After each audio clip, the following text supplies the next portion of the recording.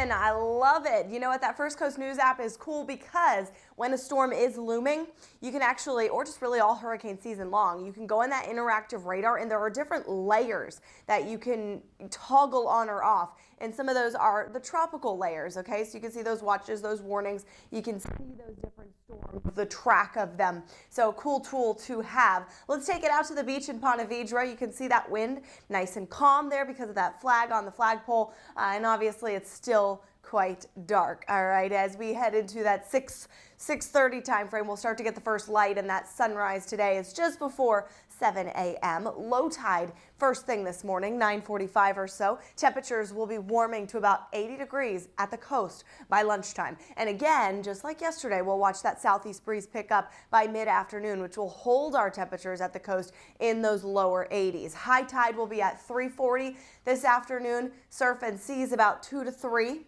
And it looks really nice. All right, moderate risk of rip currents though, and a bit breezy or gusty at times throughout the afternoon. Jumbo shrimp have their first pitch at 11:05 today, 78 degrees by then, and ending off the game in the mid 80s here in downtown Jacksonville. Seeing our temperatures peak in those mid and upper 80s across the area away from the coast. Wednesday, Thursday, Friday, the jumbo shrimp are back, but with a 7:05 p.m. first pitch, temperatures will be in the lower 80s even at that hour. A little bit warmer by Thursday and Friday, so increasing the heat.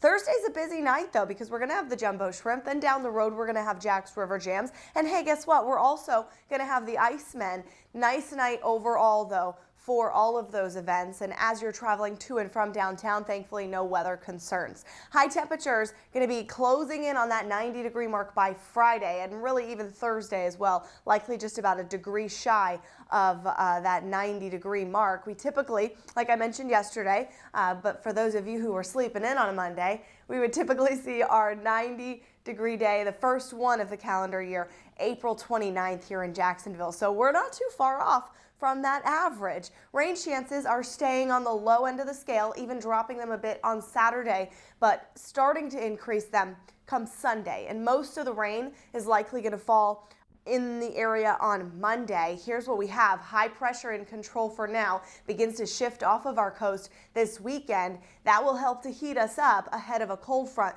that moves across the area late Sunday and really into Monday, bringing a dose of rain. I would say the heaviest with this next batch looks to be across southern Georgia, but still some scattered showers possible here in Jacksonville.